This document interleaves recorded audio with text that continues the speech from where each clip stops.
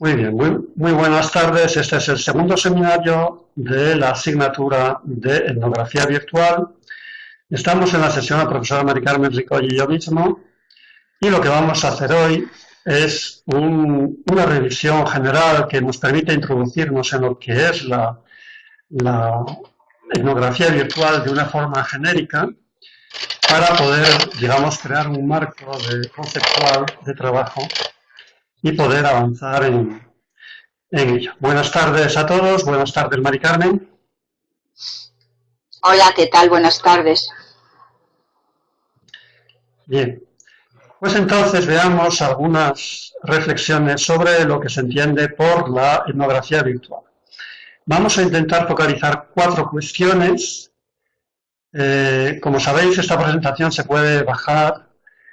Todas las sesiones quedan grabadas y las presentaciones se pueden descargar, así que no es necesario tomar nota, ni tampoco sacar pantallazos de lo que veis en pantalla, ni hacer fotografías. Os podéis bajar directamente la presentación sin problema ninguno. Es cierto que la presentación no tendrá nuestro lindo rostro en esta esquina inferior derecha, pero ¿qué le vamos a hacer? No se puede tener todo, así que el que quiera la fotografía de los profes también, pues que le saque un pantallazo, porque si no, se pierde, claro, ¿qué vamos a hacer? No se puede. Bueno, está bien como chiste, pero seguro que no le echáis de menos. Bueno, pues venga, las 4 cuestiones, los 4 focos que vamos a utilizar para enmarcar la disciplina es, por un lado, cuál es la posición de un etnógrafo, la posición epistemológica, epistemos, el conocimiento, por lo tanto, cuál es la posición de conocimiento, es decir, cómo construye el conocimiento un etnógrafo. Luego, algunos elementos sobre el procedimiento que utilizamos, que son básicamente 3, como veis, las preguntas de investigación, el procedimiento metodológico y los resultados esperables. ¿Sí? Por lo tanto, ¿cómo utilizamos las preguntas de investigación en etnografía? ¿Qué tipo de preguntas nos podemos hacer? ¿Y cuáles quizás no son las más apropiadas para esta metodología? ¿Cuál es el procedimiento metodológico? ¿Qué es lo que quizá caracteriza en mayor medida la etnografía? Es decir, que si yo observo a 2 investigadores, ¿cómo detecto a aquel que realmente está haciendo etnografía y lo diferencio de aquel que no la está haciendo? Y finalmente la cuestión de los resultados esperables, es decir, que de la misma forma que algunas preguntas son más pertinentes o parecen más propicias para ser atendidas o enfrentadas con una metodología etnográfica, de la misma forma, quizá hay ciertos resultados que yo no debería esperarme de una investigación de corte etnográfico y otros sí. Todo esto simplemente para intentar enmarcar, crear un marco de trabajo. Bueno, aquí tenéis 2 fotografías y yo os voy a preguntar. Dice aquí que la etnografía, por lo tanto, sigue 2 estrategias básicas. ¿Sí? Y como veis, hay 2 imágenes infantiles, una es un ojo y el otro es una lengua. Así que, ¿qué os parece que quieren representar estas 2 imágenes? Si hablamos de estrategias básicas, ¿cuáles son las 2 estrategias básicas que os parece a vosotros que queremos reflejar con estas 2 fotografías? Os estoy preguntando a vosotros, sí, para que contestéis. Bien, perfecto, observación, una es, bien, mirar y hablar, mirar y probar, ¿por qué no? Si fuera etnografía culinaria, ¿por qué no? Mirar y hablar, bien, perfecto. Bien, la diferencia entre mirar y observar es que evidentemente observar es más amplio, mirar es utilizar la vista, observar admite otro tipo de sentidos, ¿no? Aunque en efecto el ojo habla de visión, es cierto que observamos a través de todos los sentidos, ¿no? Por lo tanto, es un elemento de vivencia y de observación más general, en efecto, y luego está, en efecto, el hablar, y en ese sentido, todo lo que sería la comunicación, ¿no? Esos podrían ser, en efecto, los 2 pilares básicos que utilizamos en etnografía. Un enfoque fundamentalmente naturalístico, basado en la no alteración del medio que investigamos y, por lo tanto, la observación en sus diferentes formas y situaciones, la observación, Y la otra, la comunicación, que nos hace pensar en un tipo de investigación que interactúa con el medio y que a partir de esa interacción, de esa comunicación, intenta interpretar, comprender lo que está sucediendo. Si recordáis un poco algunas investigaciones clásicas de los etnógrafos, sobre todo en tribus y en situaciones alejadas, pues veréis que son las dos situaciones básicas, las dos estrategias básicas que utilizan los etnógrafos. Pero eso evidentemente se puede transferir y se ha transferido de hecho a situaciones mucho más modernas y urbanas y, como no, a esta otra a otro espacio, como es el entorno, el espacio virtual. No sé si quieres comentar algo al respecto, Mari Carmen. No, avanzamos primero un poquito más. Bien. Así pues, de esas dos estrategias básicas significan realmente dos posiciones epistemológicas para situarnos adecuadamente. Una es admitir que la simple observación es plausible, es un medio posible, incluso satisfactorio para el conocimiento y la interpretación de la realidad. Y la segunda es que el diálogo, la interacción con los sujetos investigados también es una fuente plausible, interesante, pertinente para la investigación.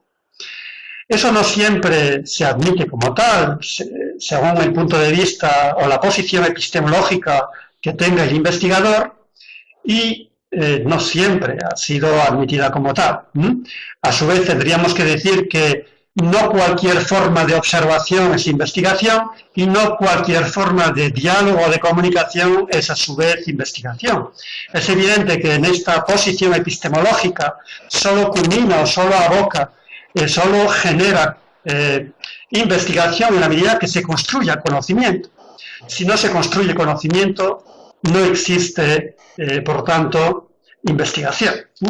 Pero a ello iremos avanzando. Eso nos tiene que hacer pensar, por ejemplo, que no simplemente por observar uno está investigando, uno necesita para poder investigar y por lo tanto para al final desenlazarse, ¿no? que se desenlace el proceso en un conocimiento, sea el que sea ese conocimiento, sea interpretativo, sea explicativo, sea comprensivo, sea descriptivo, ese conocimiento para poder llegar a él, para poder alcanzarlo, o por lo menos para poder tocarlo en alguna de sus formas, es necesario que se construya sobre evidencias, sobre datos, sobre informaciones. Por lo tanto si hablamos de comunicación como si hablamos de observación, hay un elemento importante. Y es que no basta con charlar con la gente para poder entender que uno está investigando, no basta con observar, mirar mucho, ser muy observador. Es necesario además recoger datos e información para luego poder analizarlos y construir el conocimiento. Nos recuerdo un chiste de una persona que le vendió un gallo, lo hizo pasar por loro, ¿no? Y entonces le vendió la moto al comprador, ¿no? De que hablaba muchísimo y que iba a aprender rápidamente en cualquier idioma y no tenía mucho problema, ¿no? Y le vendió, llevó una gallina, perdón, un gallo, un búho, ¿no? Un búho, le vende un búho en lugar del loro, ¿no? Y me dice, no, pero usted no se preocupe que va a aprender mucho, ¿no? Entonces el comprador todos los días hablando con el búho, el búho no repite nada, no aprende nada. Entonces un día lo llama y le pregunta el vendedor, oiga, ¿qué tal va el loro?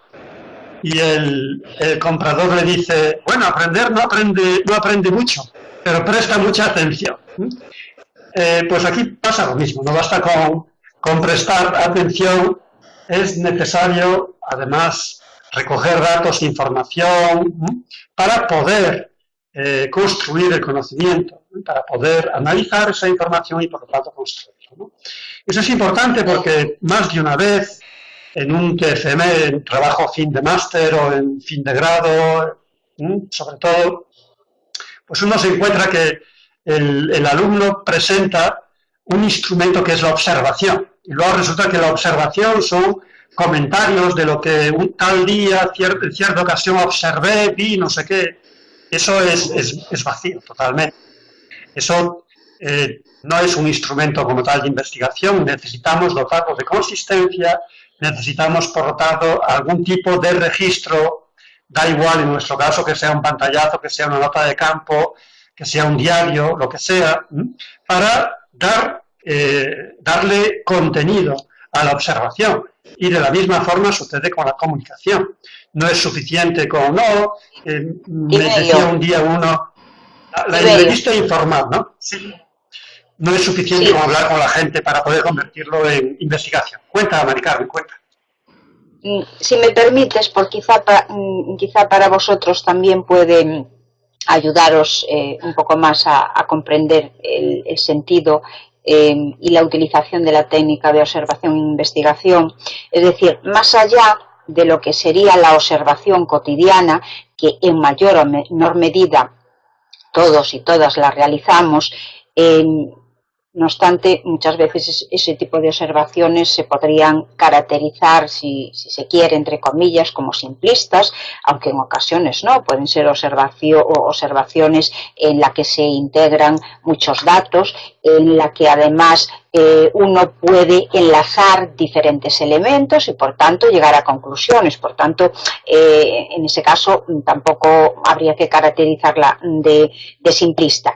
No obstante, sí es verdad que el uso de la técnica de investigación, de observación en el campo de la investigación, tiene un elemento que lo diferencia o que es necesario para diferenciarla de una simple observación, y es que se caracteriza por la sistematización. Es decir, no pueden ser hechos aislados como los ejemplos a los que anteriormente Tiberio ha hecho alusión, ¿no? Cuando ponía el ejemplo, por ejemplo, de un alumno que presentaba el trabajo fin de máster y sí, a veces uno se encuentra con esas situaciones en que dice, bueno, pues yo iba por allí, observaba, y entonces en base a eso pues se genera, o esa persona genera una serie de comentarios, incluso de reflexiones con interés, ¿de acuerdo?, pero que no tienen carácter sistemático. Es decir,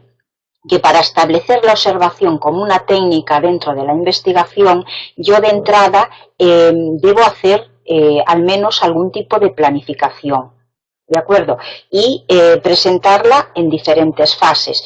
Hay un elemento importante que es ¿cuánto tiempo le voy a dedicar a esta observación? ¿Cuál va a ser su cronología? ¿Va a ser una vez a la semana, 2 veces a la semana? Dentro de eso va a ser media hora, va a ser 1 hora.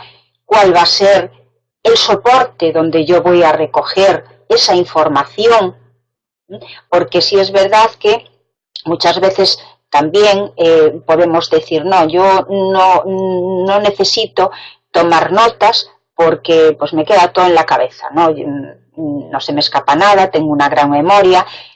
Bien, en algunos casos puede ser una memoria privilegiada, pero sin embargo posiblemente, con seguridad, se escaparían muchos elementos, porque no estaríamos haciendo una observación sistemática, porque para ser sistemática, aunque profundizaremos más a lo largo del curso, no solo hay que pensar en la cantidad de sesiones que le vamos a dedicar, como os decía, el tiempo que va a tener cada sesión, sino el instrumento, el tipo de información, incluso en qué aspectos yo me voy a centrar, porque a veces no es absolutamente todo observable ni necesario siquiera. Entonces, como objeto de investigación, como técnica, como herramienta de investigación, pasa lo mismo un poco como los diarios. Sabéis que el diario personal, que a veces se utiliza, sobre todo en las primeras épocas, a lo mejor en la infancia, hay personas adultas que aún tienen ese tipo de hábitos, cuando se utiliza como herramienta, como instrumento de investigación, pues hay que considerar luego otros aspectos. Eso no quiere decir que algunos aspectos nos pueden servir, pero conlleva muchos más componentes. Avanzamos un poquito más, Tiberio. Si vosotros queréis ir comentando al hilo de nuestras intervenciones alguna cuestión, por favor, haciendo algún apunte en el chat. Sí, sobre todo ir hilando, ir conectando con lo que habéis leído, lo que habéis buscado, por si queréis establecer relaciones o establecer comentarios. Es evidente que lo que nosotros estamos explicando no es un absoluto. Nos movemos en las ciencias sociales y por lo tanto hay puntos de vista, hay aproximaciones, aunque la nuestra intenta ser muy holística, muy general y respetuosa. Aún así necesitamos marcar ciertas pautas, porque si queremos estudiar lo que es la etnografía, cualquier cosa no puede ser etnografía. Es lo que tiene que quedar claro y meridiano, es decir, que puede haber, por lo tanto, muchas otras formas, instrumentos, aproximaciones para investigar, pero eso no significa que son etnografía. Nosotros tenemos que intentar centrarnos sobre la etnografía. Al hilo, por ejemplo, sí, de lo que planteáis en el chat, la recogida de hipótesis asociadas con la investigación. La recogida de hipótesis es habitual e imprescindible, por ejemplo, en una investigación de corte cuantitativo. Bien, sin embargo, digamos que el enfoque de la etnografía se sitúa, como hemos comenzado diciendo, dentro de lo que es la investigación cualitativa, naturalística. Y en este campo en concreto se pueden incluir hipótesis, sin embargo, las investigaciones con hipótesis son más excepcionales. Es decir, lo habitual es que planteemos preguntas de investigación, que después entraremos un poquito más de ello, y objetivos, o solo preguntas, o solo objetivos, ¿vale? Sí es verdad que se pueden plantear hipótesis, no obstante, no tienen el mismo sentido tampoco que en una investigación de corte cuantitativo. Y en sí, cuando vosotros reviséis la documentación, podréis observar que incluso se utilizan de manera excepcional. Los autores tienden en la investigación, en cualquier investigación además de tipo cualitativo, independientemente del enfoque, a no utilizar hipótesis, pero sí es verdad que se podrían utilizar, no con el mismo sentido, es decir, de comprobación o contraste, que es la finalidad fundamental que tiene en la investigación de corte cuantitativo. ¿De acuerdo? Sí es verdad que por lo que oís, pues porque está mucho más extendida, quizá los que nos dedicamos a la investigación cualitativa o mixta, continuamos siendo minoría, ¿no?, frente a la investigación de corte cuantitativo, porque además el dominio lo tienen las ciencias, sobre todo experimentales, y ya ha habido incluso, y sigue habiendo, cada vez menos y cada vez más aceptada, pero lamentablemente aún en ciertos foros, yo creo que rodeados, entre comillas, de un gran desconocimiento, pues se puede considerar, o algunas personas pueden considerar de menor nivel la investigación cualitativa. Y digo que esto es muestra, cuando se conoce además cómo es y cómo se trabaja en investigación cualitativa, realmente muestra un gran desconocimiento, evidentemente, de ese campo, pero sabéis que a veces las mayores barbaridades se dicen precisamente cuando uno desconoce los campos y es osado o es osada, porque si uno lo desconoce y por tanto lo normal es que seas prudente, ¿no?, haciendo valoraciones, pues lógicamente yo de lo que no conozco en profundidad no puedo opinar, por lo menos de manera tan alegre, si se quiere, ¿no?, o de forma tan tajante. Como digo, sí es verdad que el corte cualitativo, la investigación de tipo cuantitativo, evidentemente tiene una trayectoria mucho más amplia, porque afecta o se utiliza en muchas más áreas de conocimiento, mientras que la de tipo cualitativo, aunque hay de manera minoritaria dentro del campo de las ciencias experimentales o de las ciencias puras, algunos investigadores, pues realmente son casos más excepcionales. Por tanto, en el conjunto de lo que pueden ser las publicaciones existentes y demás, tiene muchísimo más peso la investigación de corte cuantitativo, ¿no?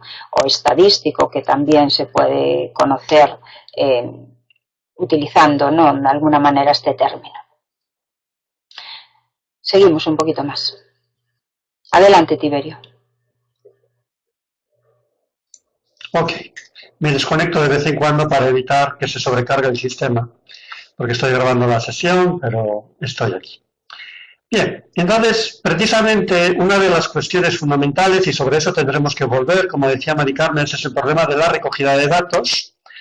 Es decir, si yo voy a recoger setas, tengo que llevar algún tipo de recipiente apropiado para recoger setas. Si yo fuese a recoger, por ejemplo, agua, o fuera a recoger flores, igual necesitaría otro tipo de recipiente.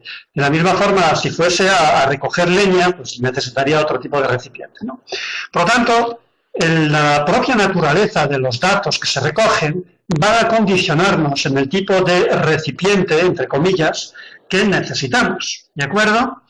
Básicamente hay dos tipos de información que podemos recoger cuando hablamos de comunicación. La comunicación, los ejemplos que han salido hasta ahora, por ejemplo, cuando hablamos de entrevista, es evidente que es una comunicación de corte oral, mientras que cuando hablamos de diario, de notas de campo, o por ejemplo, de una transcripción, estamos hablando de un documento escrito, ¿de acuerdo? Hay muchas formas de comunicación, si hablamos de entorno virtual, muchas más, ¿verdad? Habría que entender aquí, por ejemplo, que un chat es una forma de comunicación, un foro, el mail, el VoIP, le llamamos VoIP a lo que vosotros entendéis bajo la marca de VoIP, Voice on IP, on IP, es decir, la voz en la IP. Por ejemplo, Skype, ¿verdad? Pero Skype es una marca, ¿verdad? Es un producto concreto. Bueno, de la misma forma, pues todo eso es comunicación, son formas de comunicación. La videoconferencia es una forma de comunicación. Por lo tanto, todas esas son formas, ¿no?, de comunicación. Y pueden ser escritas y pueden ser orales. Incluso podríamos admitir muchas otras formas de comunicación.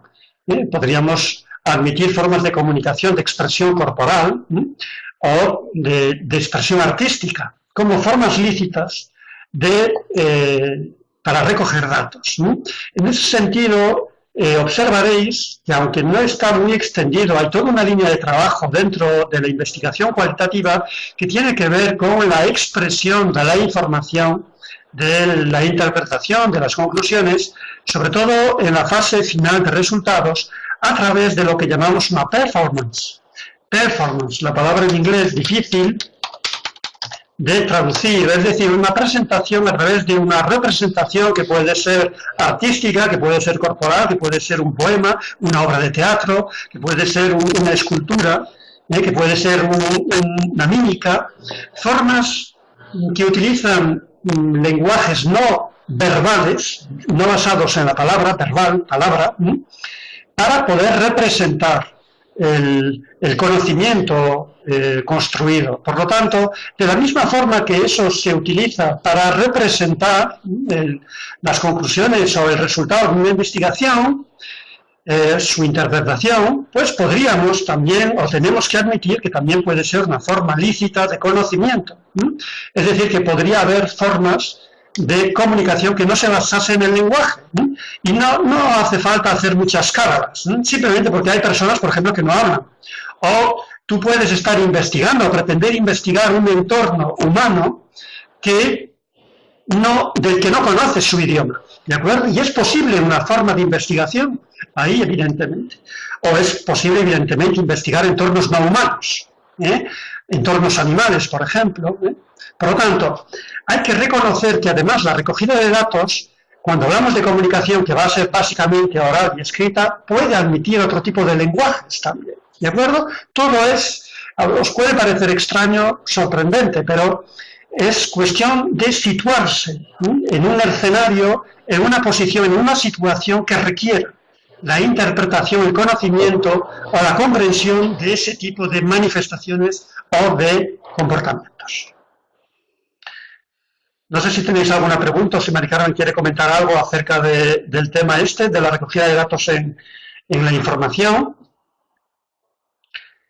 Bueno, empezaba comentando el tema de la cesta, ¿no?, y de las setas. Quiere decir que, ¿qué significa recoger datos verbales? Pues claro, va a depender de qué tipo de datos quiero recoger y cómo los quiero recoger. Una entrevista, rápidamente pensaríamos en una grabadora o en grabar en el computador, por ejemplo, la VoIP o una videoconferencia. Pero a veces te encuentras con que el entrevistado no quiere que se le grabe, ¿de acuerdo? Entonces, pues tienes que utilizar otro tipo de técnicas, como puede ser en las anotaciones, ¿no?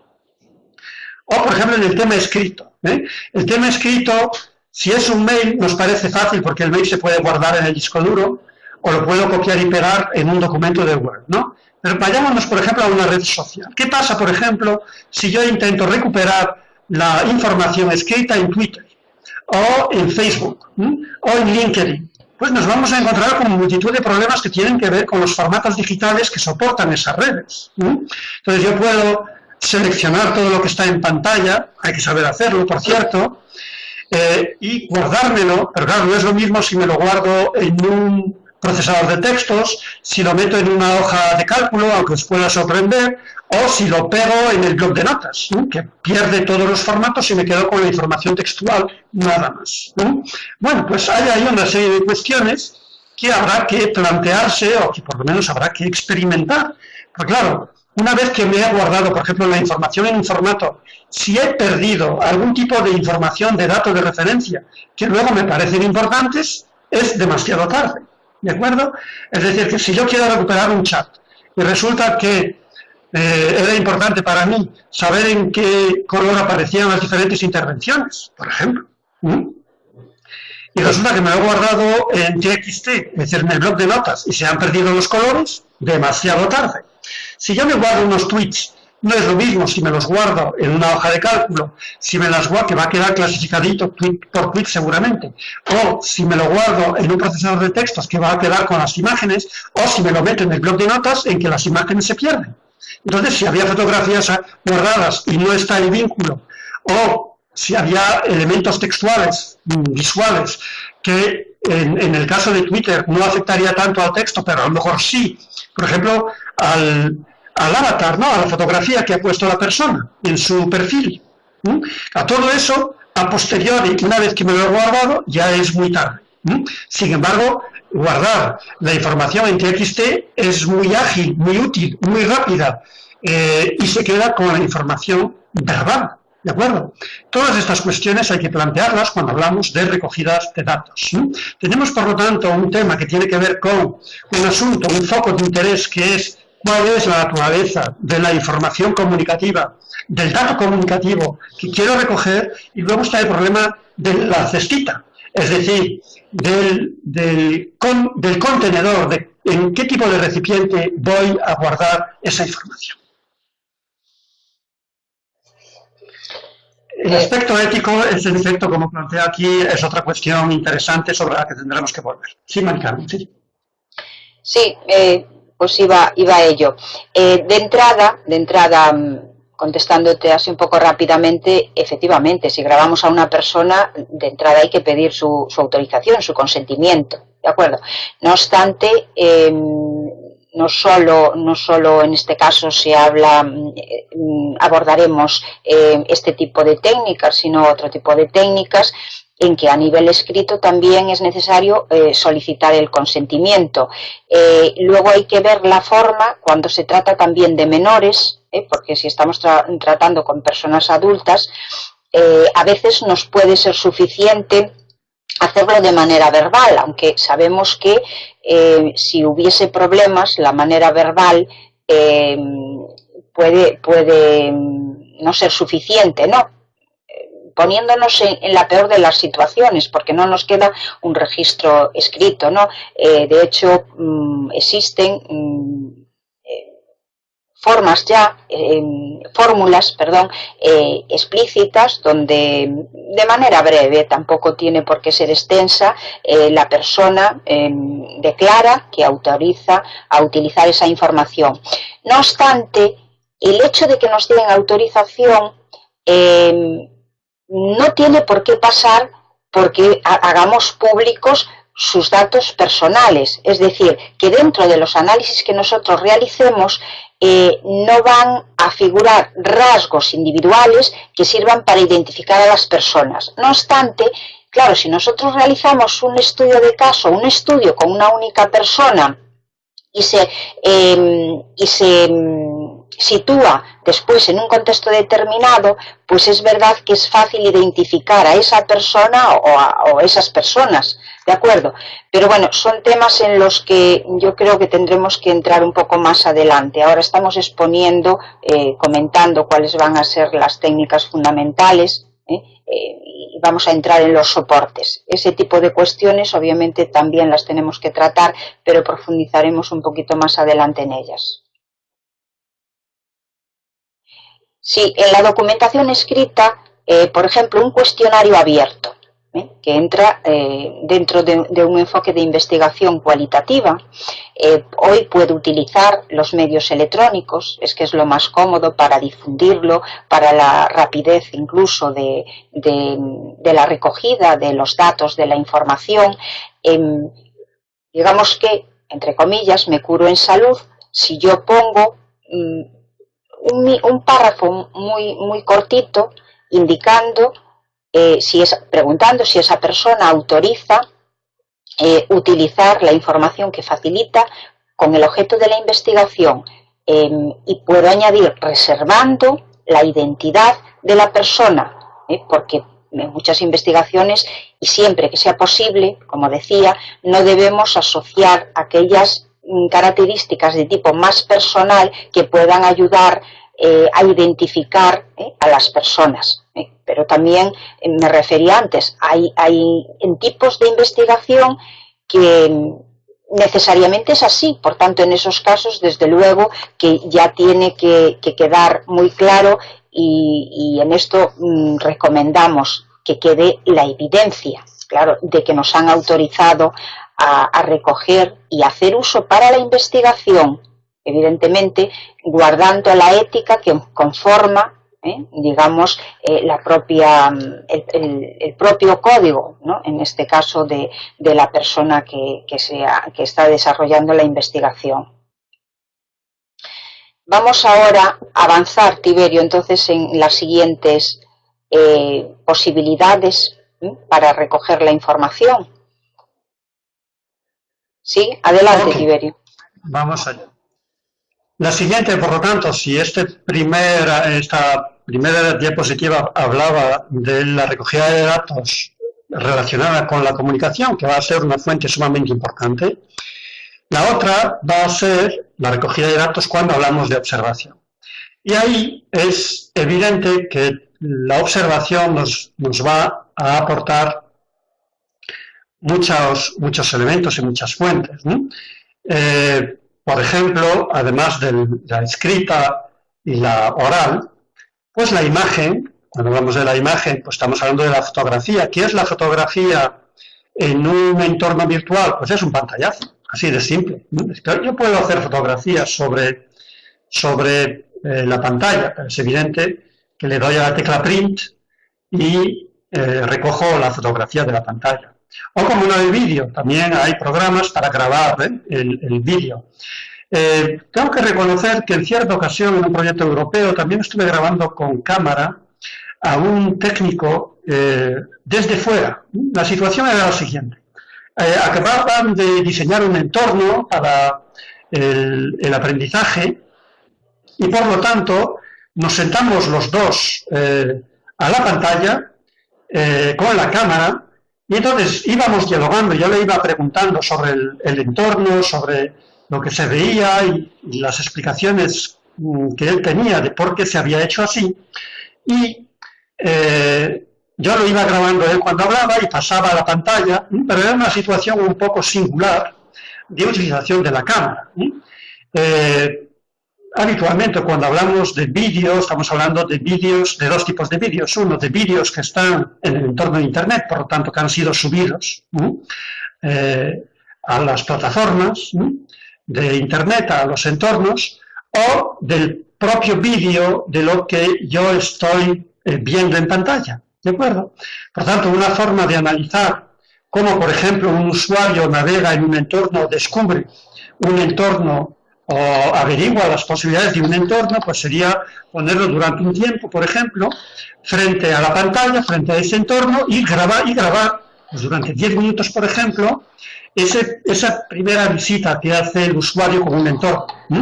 Si yo tengo muchas grabaciones, es decir, si tengo 10, 20, las que sean, grabaciones de usuarios, pues yo podría ver cuáles son los elementos que tienen en común, por ejemplo, esos usuarios cuando van descubriendo ese entorno. O yo podría hacer una grabación progresiva en días sucesivos, en momentos sucesivos del mismo usuario. Entonces lo que tendríamos es la oportunidad de analizar la evolución de ese usuario a lo largo del tiempo. ¿De acuerdo? Bueno, pues entonces, eso sería, por ejemplo, respecto al vídeo, ¿no? La imagen son los pantallazos. Claro que alguien me dice, bueno, cojo el pantallazo y ¿qué hago con él? Pues claro, perdón, el pantallazo por sí solo puede ser interesante. Yo puedo guardarlo, por ejemplo, hay programas que te permiten guardar rápidamente. Por ejemplo, si trabajas en Linux, el pantallazo se conserva muy fácil porque te da opciones y directamente te le pone un nombre por defecto y lo puedes guardar en disco duro, por ejemplo, rápidamente. Pero también te puede interesar no solo guardar la fotografía, la imagen, sino también hacer comentarios sobre la misma. Entonces, pues ahí a lo mejor lo más interesante es meterla, pegarla en un procesador de textos, por ejemplo, e ir añadiendo tus propios comentarios. Es decir, combinar la idea de fotografía, por tanto de pantallazo, con la de nota de campo. ¿De acuerdo? Puede ser interesante. Información escrita, evidentemente, la típica es la nota de campo, pero estamos también, por ejemplo, podemos hablar de técnicas que van entre la nota de campo que se hace de forma inmediata, y yo puedo estar tomando notas, no en papel, sino en un procesador de textos también, o si quiero dejarlo más sistematizado en una hoja de cálculo y cada línea pues me va marcando observaciones diferentes, por ejemplo, en una hoja de cálculo, perdón, no sé si lo he dicho bien. O, por ejemplo, puedo oscilar en eso, que es inmediato y que está pegado, digamos, a la propia vivencia, hasta, digamos, la narración más extensa, que podría ser la autobiografía o la biografía, ¿no? Y, como no, la historia, ¿no? Pues entre los dos extremos hay multitud de técnicas posibles, ¿no? Una técnica posible podría ser la que comentaba antes Mari Carmen, la del diario. El diario es un método mixto en que yo no escribo durante la acción, pero digamos que tengo periodos de vivencia y luego periodos de recapitulación en que yo escribo sobre lo que he observado o vivido, ¿de acuerdo? Y vuelvo a la vivencia y vuelvo a escribir, etcétera, ¿no? Por ejemplo, en un diario que se escriba, como dice la palabra, todos los días, ¿no? Aunque luego pues hay multitud de aplicaciones posibles del diario, ¿no? Todo eso puede tener que ver con lo que yo estoy viviendo, lo que estoy observando, puede tener que ver también con lo que veo que otros están observando, viviendo, etcétera, etcétera. Por tanto, hay ahí toda una serie de técnicas que tendrían que ver, por ejemplo, con el plano escrito, pero también, evidentemente, con el plano oral, porque yo puedo estar grabando no con vídeo, sino con audio, ¿de acuerdo? Y puedo estar observando, por ejemplo, en un campo en una situación de deportes, por ejemplo, a través de una transmisión o a través de Internet, por ejemplo, podría estar grabando el audio, no porque la imagen no sea importante, sino porque quiero analizar elementos auditivos, ¿de acuerdo? Pues, por ejemplo, eso justificaría el audio, ¿vale?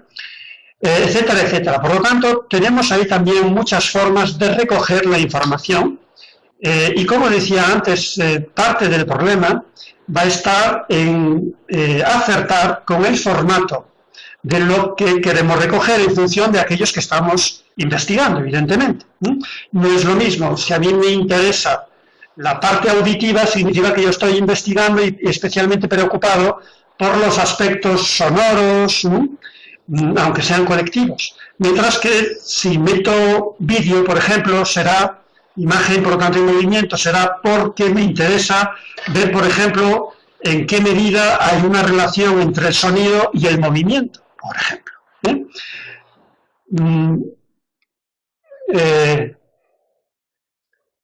¿Hay alguna pregunta por ahí? Mari Carmen, no sé si estás atento a ella. ¿Sí? Vale, lo que pasa es que cuando dices recoger información de la participación de las familias en un colegio, tenemos que plantear de qué forma voy a recoger esa información. Sabéis que nosotros lo que estamos, digamos, el curso es sobre etnografía virtual, por tanto, una característica que tiene que tener la recogida de información es que se tiene que situar en el entorno virtual, ¿de acuerdo? Pero hay muchas experiencias en que, por ejemplo, a veces, sobre todo en educación infantil, en que las familias participan, a lo mejor en un blog que se promueve desde el centro educativo.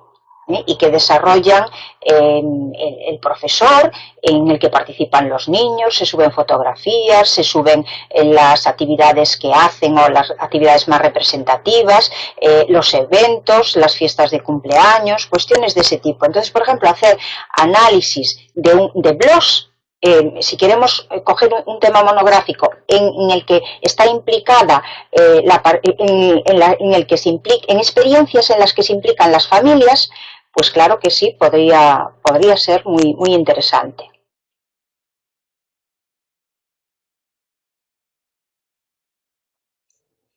Bien. Hay que pensar, por ejemplo, hay comunidades que se está haciendo cada vez más en colegios, todo el tema de la relación escuela-familia se está mediatizando a través de elementos virtuales. En un blog, por ejemplo, una comunidad, las redes sociales, etcétera, etcétera, o una simple web, ¿no? Por lo tanto, hay ahí todo un universo interesante, si os interesa, para investigar, que podría ser, por ejemplo, estudiar experiencias o una experiencia concreta de relación, por ejemplo, entre familia y escuela o entre escuela y entorno, en términos más generales, a través de algún tipo de medio virtual. Yo creo que hay ahí un universo muy interesante para poder ser estudiado. Bien, veamos alguna. Y para finalizar, algunos elementos que identifican nuestra forma de trabajar en etnografía. Primero, la importancia que tiene para nosotros el plantear una buena pregunta. Veréis en los manuales de investigación, así lo veis seguramente en la asignatura de métodos de investigación, que hay varias formas de establecer la orientación de una investigación. Es lo que llamamos el componente teleológico, nada que ver con la teología. Teleológico, teleos, el objetivo, la meta. Desde hace tiempo, la investigación se plantea con algún elemento de referencia, es decir, que no se trata de investigar por investigar. Bueno, voy a ver aquí qué pasa. Se podría, como normalmente tenemos recursos y tiempo limitado, pues intentamos plantearnos las cuestiones con un fin, y ese fin se puede plantear de varias formas. Podemos plantear objetivos, podemos plantear, como dijo antes hay una persona, una hipótesis, es una forma de plantear qué es lo que estoy investigando, hacia dónde voy, qué es lo que intento descubrir. Pero nosotros recomendamos en este caso, al margen de lo que cada uno quiera utilizar, la pregunta de investigación. Hacerse buenas preguntas. Y eso no es tan simple, ¿de acuerdo? Hacerse buenas preguntas de investigación será uno de los retos que tenéis sobre la mesa. Es decir, descubrir qué es lo que puedo investigar. Y digo que es orientadora porque la pregunta es la que nos guía. Si en un momento determinado tú tienes que decidir si esto lo grabas o no, va a ser muy simple. Responde a tu pregunta de investigación, que sí, entonces graba. Que no, apártalo. Cuando estés analizando esa grabación y tú te preguntarás, bueno, ¿y esto lo identifico, lo etiqueto, lo codifico, como decimos en los programas de Kafka, de análisis de contenido? Muy fácil. Te preguntarás, ¿responde a mi pregunta de investigación? Sí, entonces lo codifico, lo identifico, lo selecciono. No responde, entonces lo descarto. ¿De acuerdo? Por lo tanto, la pregunta de investigación es sumamente importante porque acabará siendo el horizonte hacia el cual caminamos y a su vez nos marcará, nos ayudará a determinar con qué nos quedamos y qué descartamos, qué seleccionamos y qué evitamos. ¿De acuerdo? Tanto la pregunta de investigación y en concreto tener buenas preguntas de investigación son muy importantes. Tú, Maricarmen, cuando quieras me cortas y comentas lo que sea. Yo tengo mucho rollo. Estando de acuerdo contigo en lo que estás planteando, lógicamente, la pregunta o las preguntas de investigación, o si queremos incluso de entrada, los intereses, es decir, ¿qué campo me interesa? Me sitúo, pues yo tengo interés o curiosidad o me encuentro con un problema, es lo que me va a ayudar realmente para decantarme incluso por el tipo de investigación, ¿no? Alguna persona hacía referencia ya aquí a alguna temática en concreto en el chat. No obstante,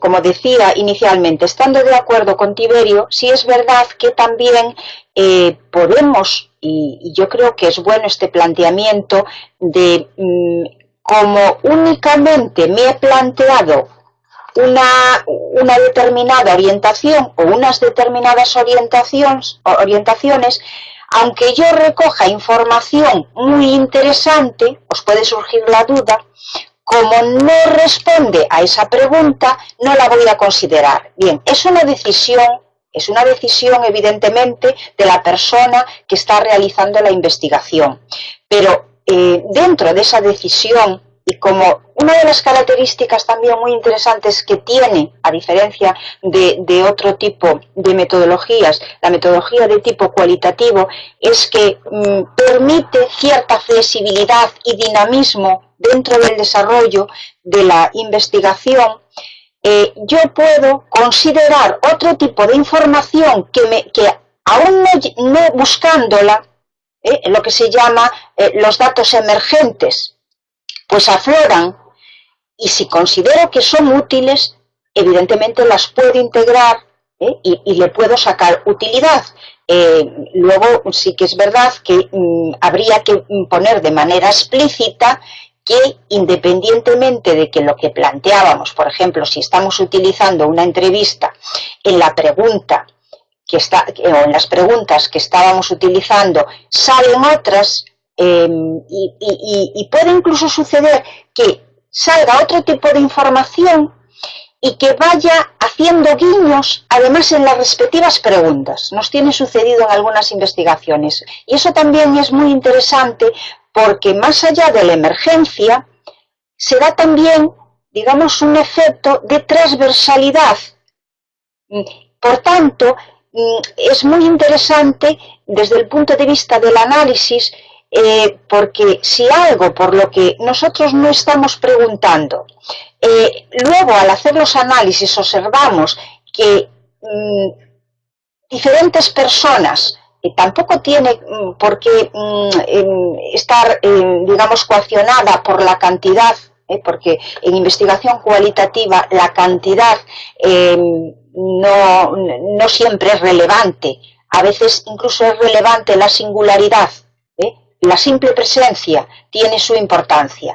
Entonces quiero decir que desde este punto de vista, independientemente que yo de entrada me tengo que plantear alguna pregunta, porque si no, no sabría hacia dónde ir, ¿entendéis? Ni qué tipo de información recoger. El hecho que luego yo recojo otra información, tal y como comentaba Tiberio, puedo optar, porque igual me saldría tan amplia o me derivaría incluso a un estudio distinto a lo que yo planteé inicialmente. Por tanto, es legítimo que yo pueda decidir Y luego hay otras coacciones, como puede ser el tiempo disponible, en vuestro caso, por ejemplo, que va a haber una fecha para entregarlo, entonces aún recogiendo datos muy interesantes, pues tenéis que ser realistas y decir, no puedo analizar todos los datos porque me desbordan. Entonces, evidentemente, en ese caso, pues es mejor ya delimitarlo de entrada. Pero no es que necesariamente yo tenga que decir, como esto no iba detrás de ello o no era parte de mi plan inicial, no entraba en el diseño de mis preguntas, no puedo ni tocarlo, lo tengo que dejar al margen. ¿Entendéis? Es decir, es una decisión que en función de las circunstancias tomaremos si la integramos, evidentemente justificándolo, de la manera formal en que hay que hacerlo, pero que puede ser muy útil. No sé si tú estás de acuerdo, Tiberio, o realmente entiendes que únicamente debe quedar circunscrita a la pregunta o preguntas o cuestiones que inicialmente nos hemos planteado. No, si tú sabes que hablamos para eso de categorías emergentes y lo que pasa es que como principio de partida prefiero utilizar esquemas simples y ya vendrán las excepciones, ¿no? Pero es cierto que la pregunta es un elemento revisable, en tanto que para eso podemos adentrar la semana que viene con mayor detalle en todo lo que es metodología de la etnografía.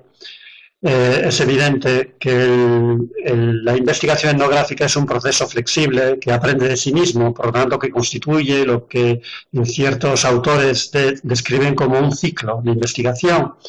Es decir, que uno avanza y a medida que avanza descubre nuevas cosas y a lo mejor le llevan a replantearse los elementos iniciales de partida. Es decir, por ejemplo, las preguntas de investigación. Y en esa medida en que yo voy avanzando y voy descubriendo nuevas cosas, esas nuevas cosas que yo voy descubriendo cuestionan a su vez mis puntos de partida y por lo tanto a lo mejor me hacen descubrir que ciertas preguntas que yo tenía no sirven, que hay que reformularlas, cambiarlas o simplemente que hay que crear nuevas preguntas, aparecen nuevas preguntas de investigación, ¿de acuerdo? Todo eso es posible y lo iremos viendo poco a poco. Uno de los elementos en ese sentido básicos es el que se comenta a continuación precisamente aquí, es la apertura estructural. Frente a, digamos, una estructura fija, muy predeterminada y muy permanente de la investigación, no cuantitativa, porque no me gusta mucho oponernos a lo cuantitativo, sino más bien a la experimental, en que los esquemas están muy preestablecidos, ¿no?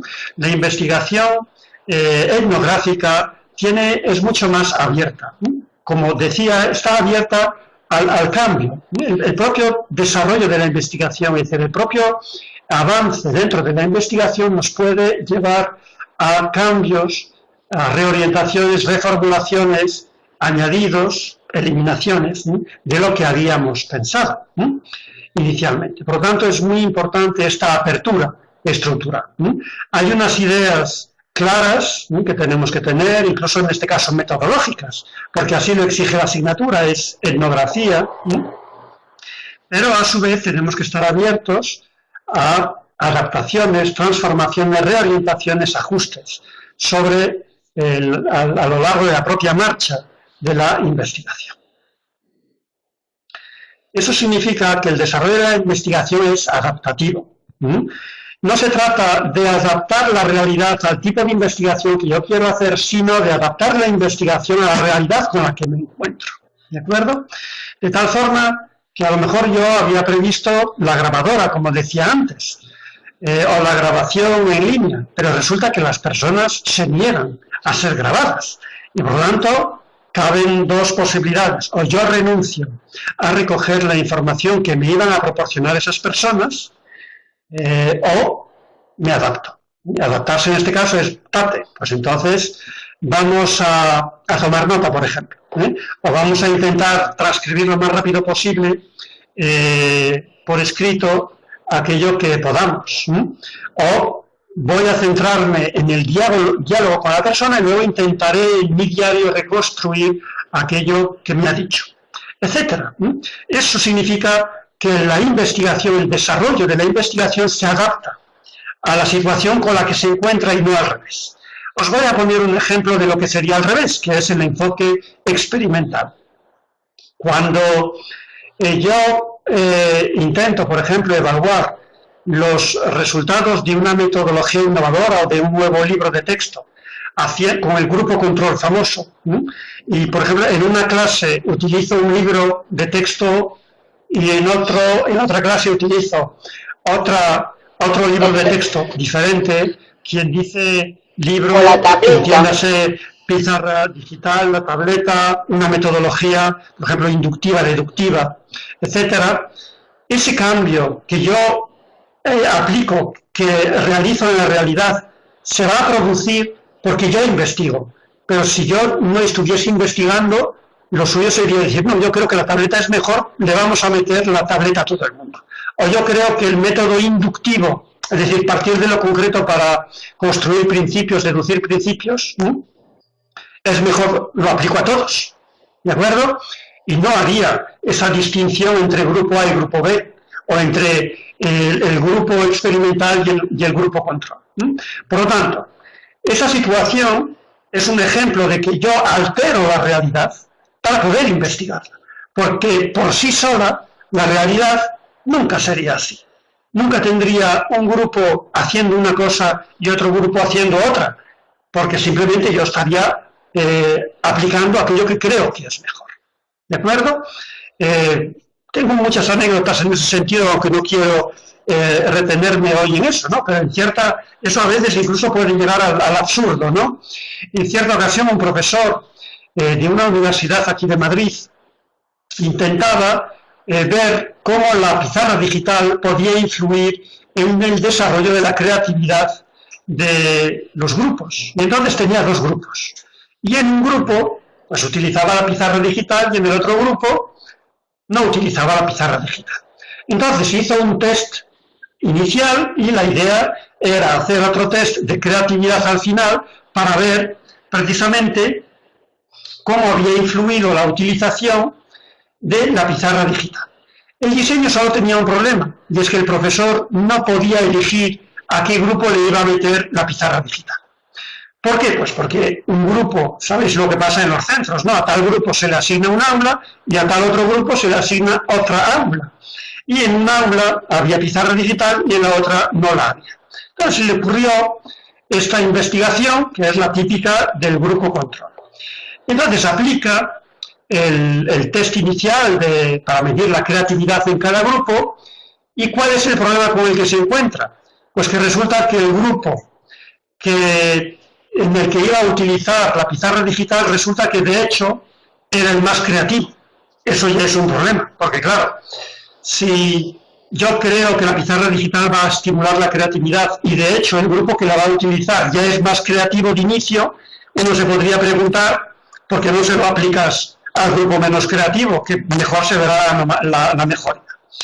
Pero entonces el hombre trabaja durante varios meses y al final vuelve a aplicar el test y este aquí que el grupo donde no ha utilizado la pizarra digital, que partía con menor nivel de creatividad al final, tiene mayor nivel de creatividad que el grupo en el que ha aplicado la pizarra digital. En fin, un desastre de investigación, como se puede ver.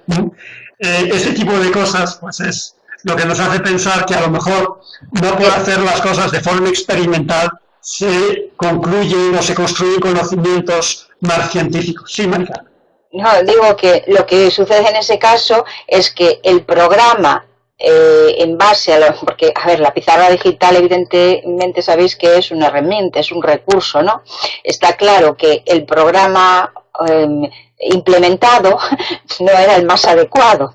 Entonces, en ese caso, lo que cabe es retomar esa parte y ver en qué medida estamos trabajando con un diseño apropiado o no apropiado. Porque, claro, el recurso en sí mismo está claro que no es el único elemento, y así lo demuestra esa investigación, que que va a dar lugar a unos u otros resultados. Aún partiendo en este caso además de un recurso que por sí ayuda a fomentar, o es un medio muy potente para fomentar la creatividad. ¿No estás de acuerdo, Tiberio?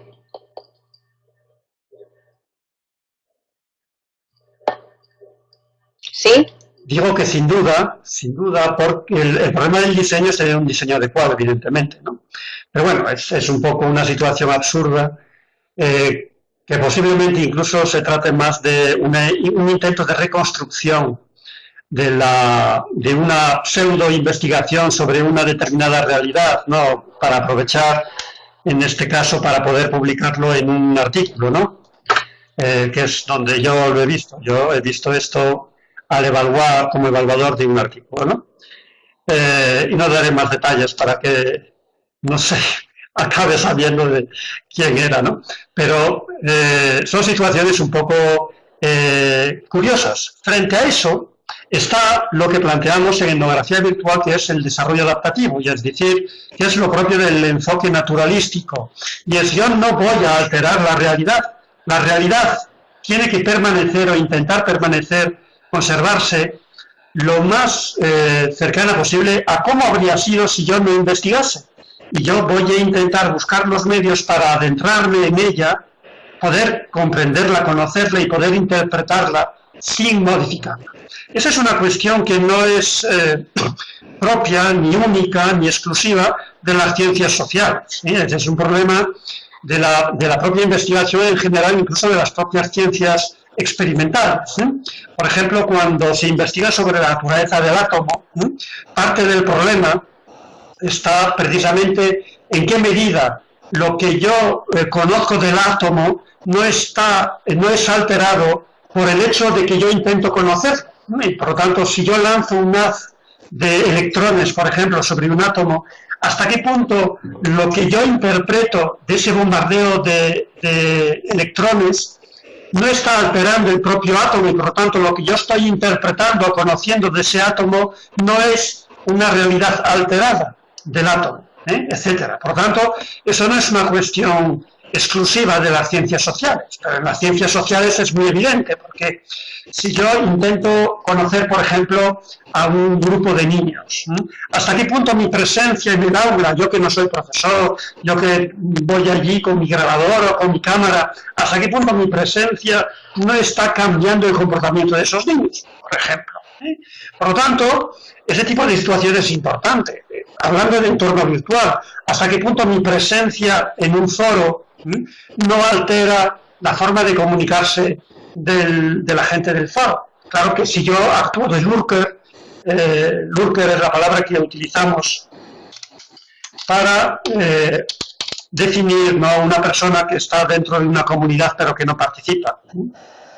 Porque ahí a lo mejor podría estar justificado el hecho precisamente de esa observación no participante, que es muy fácil en el entorno virtual, por lo tanto, de conocimiento de la realidad sin interactuar con ella, y me permitiría, por lo tanto, un cierto conocimiento de la realidad.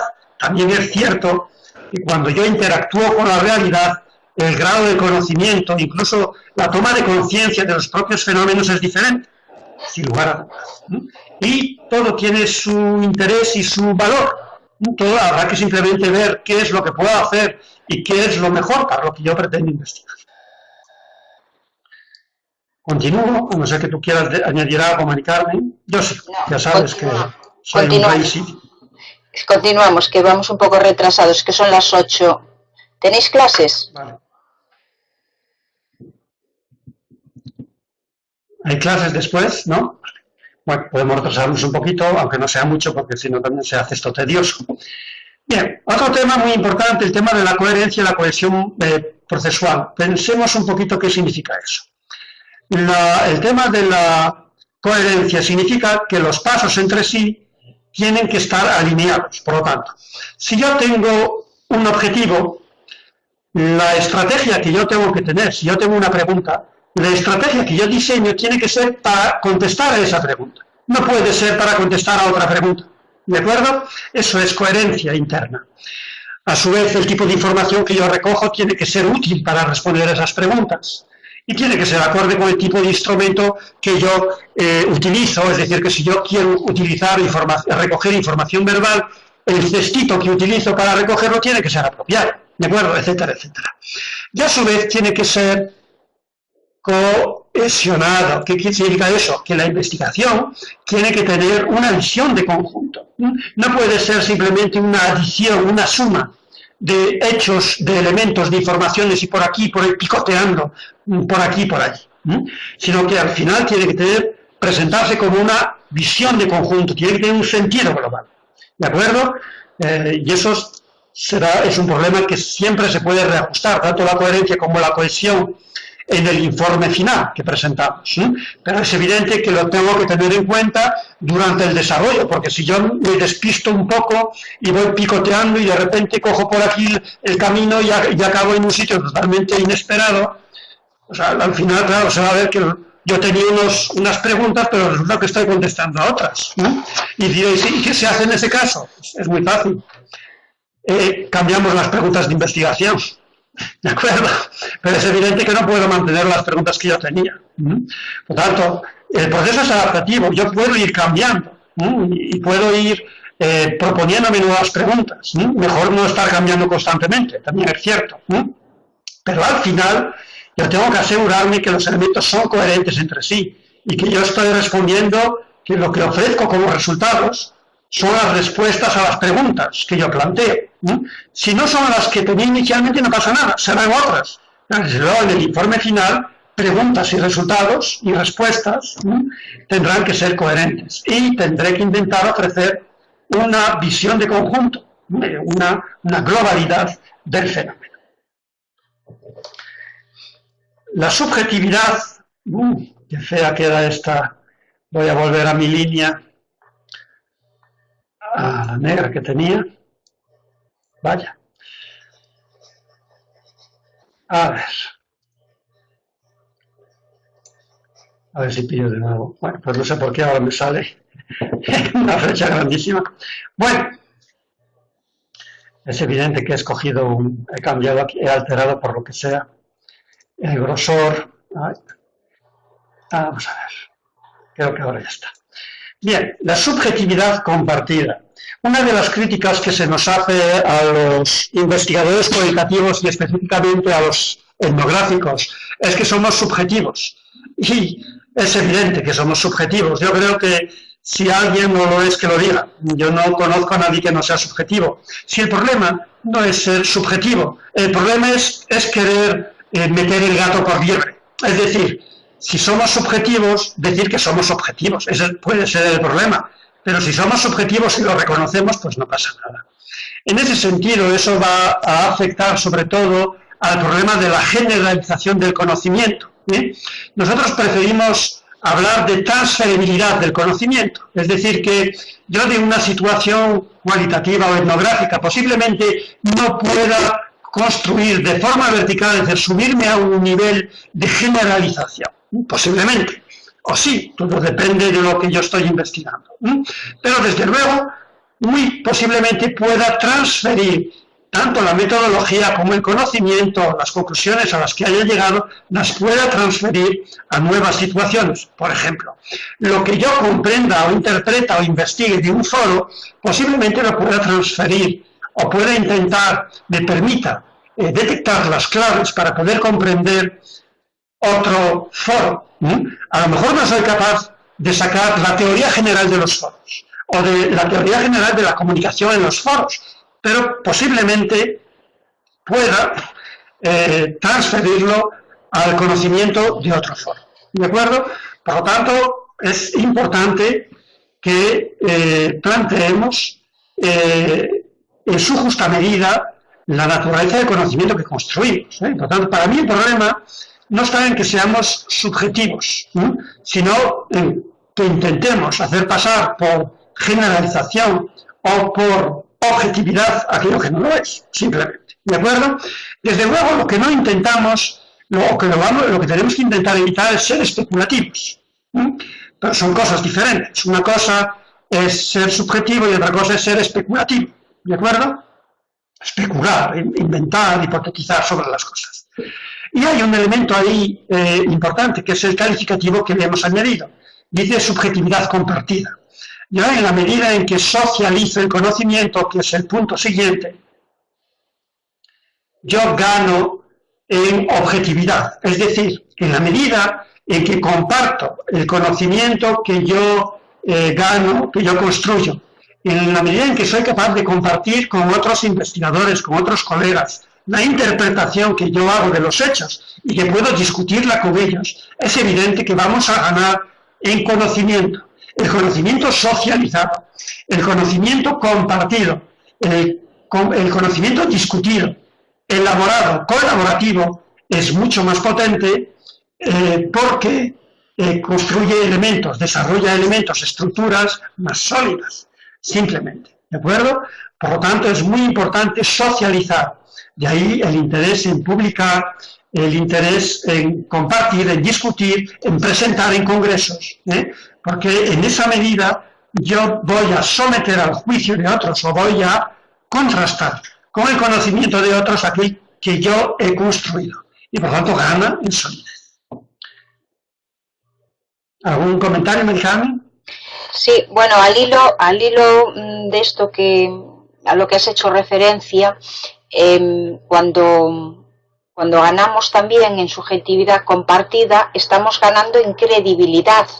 Es decir, más allá del análisis que ha realizado la persona, digamos, que ha examinado esos datos, esa información, que luego hay muchas maneras de hacerla, se puede hacer también el análisis entre pares de investigadores que se dice, es decir, plantearse como punto de partida si, por ejemplo, dos investigadores o dos investigadoras identifican el mismo tipo de categorías para analizar una información y a la vez o cuando terminemos de hacer ese análisis, compartirlo luego pues con las mismas personas con las que recogimos la información, para ver en qué medida esas personas se ven reflejadas en esos resultados a los que nosotros hemos llegado. En la medida, evidentemente, que el nivel de acuerdo por ambas partes sea mayor, nuestro nivel de credibilidad, o sea, el nivel de credibilidad que tienen esos resultados, ha ganado, evidentemente. Entonces, más allá del término fiabilidad que se asocia con las investigaciones de corte cuantitativo, o si queremos hablar específicamente de las de tipo experimental, no utilizamos aquí el término fiabilidad, o podemos utilizarlo como sinónimos, pero sí que se suele utilizar más el término de credibilidad. Partiendo de que al 100% no hay nada objetivo, nosotros podemos, por el rigor, por el método, por el tipo de análisis que hemos desarrollado, por la forma de analizarlo, por el tipo de comprobación entre pares con las personas que han facilitado incluso la información, ofrecer un elevadísimo nivel de credibilidad y por tanto de los resultados que presentamos.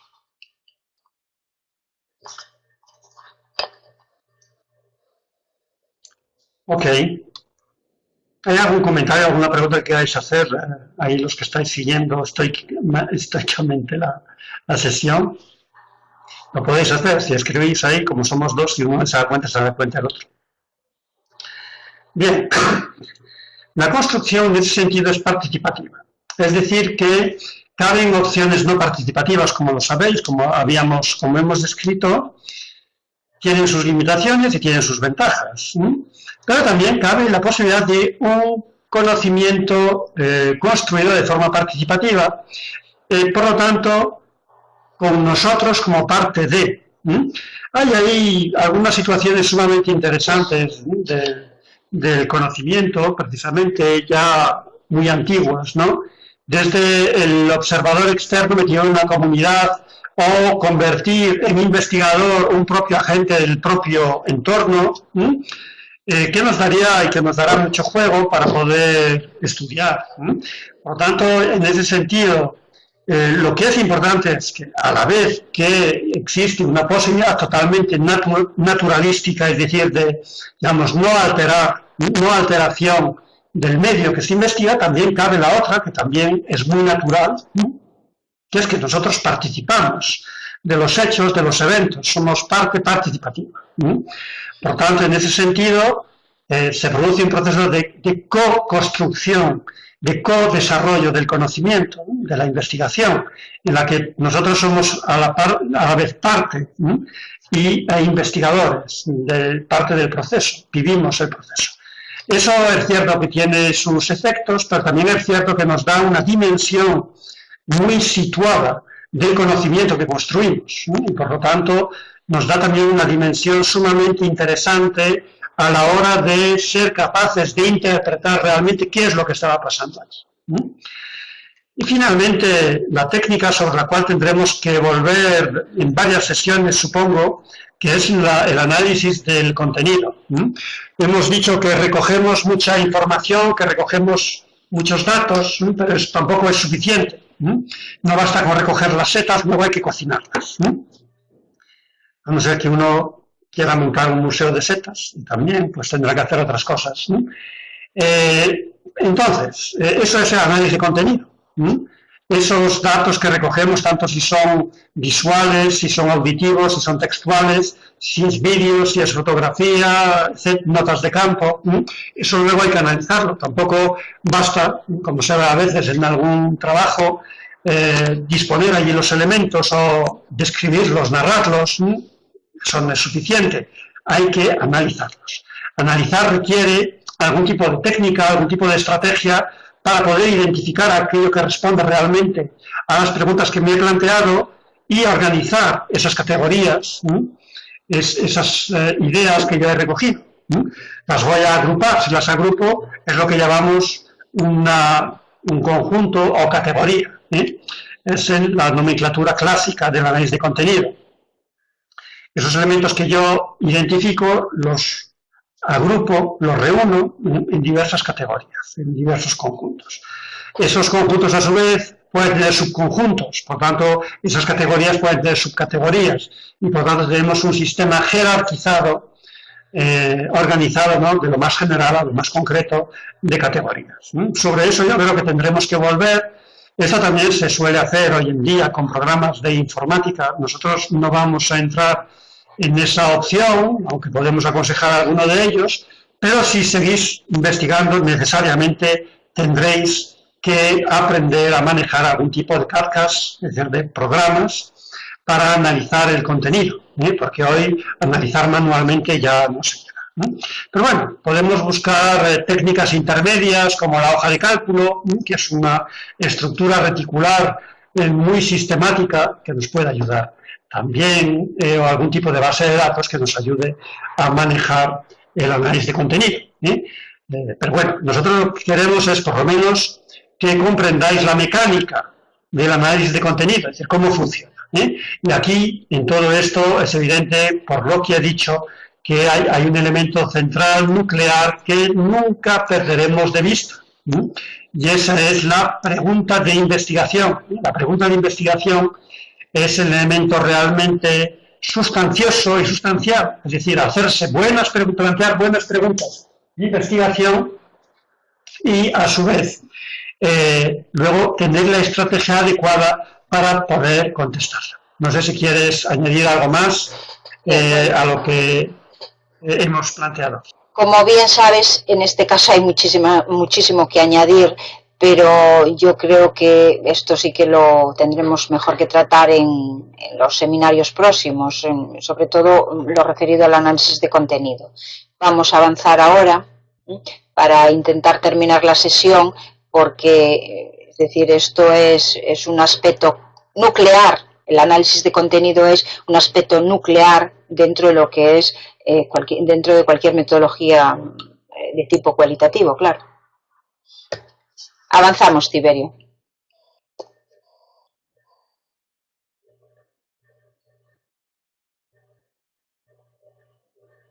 Sí, Tiberio, ¿me escuchas?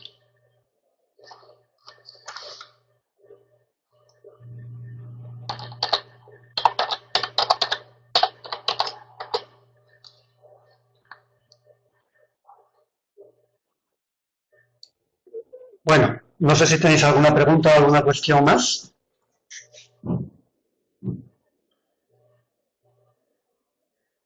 Yo supongo que para las personas que proceden de otros campos que no son afines a la investigación social, les va a resultar todo esto muy chocante, pero poquito a poco nos tenemos que ir adentrando.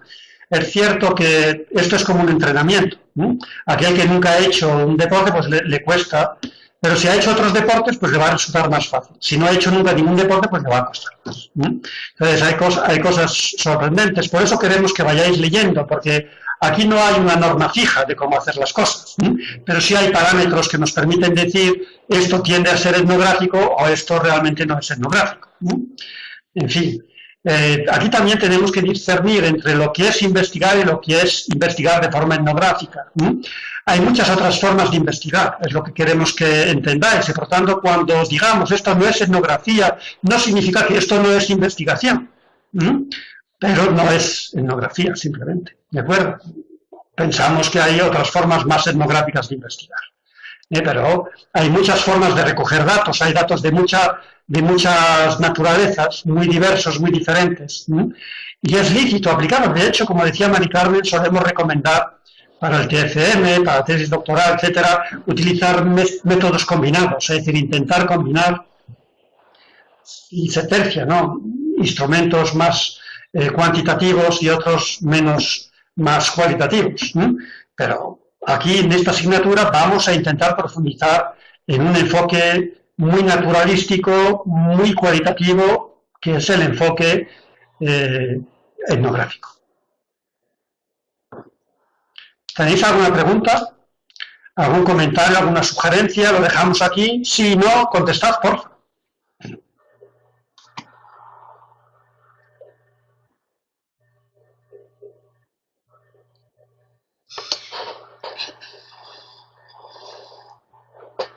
Sí, Mari Carmen, ¿quieres añadir algo? No, simplemente, claro, simplemente que continuéis con las lecturas, intentad profundizar y todas las cuestiones que no comprendáis bien, por favor, traedlas cada semana al seminario, porque independientemente de que nosotros traigamos preparado el contenido al que se le va a dedicar la mayor parte del tiempo, pues las atenderemos. También se pueden atender lógicamente a través del foro o a través del correo electrónico, pero quizá también en este contexto en los que podemos compartir de manera más amplia, también es interesante, ¿no? Y sobre todo que sería una manera de que puedan interactuar con las nuevas ideas que os vamos y los nuevos contenidos que os vamos planteando. Bueno, por mi parte nada más, desearos una feliz semana y que por favor continuéis y no os desaniméis. Si hay alguna lectura en particular que os ha resultado compleja y demás, pues decídnoslo y miramos a ver cómo podemos solventar eso, sustituirla por alguna otra.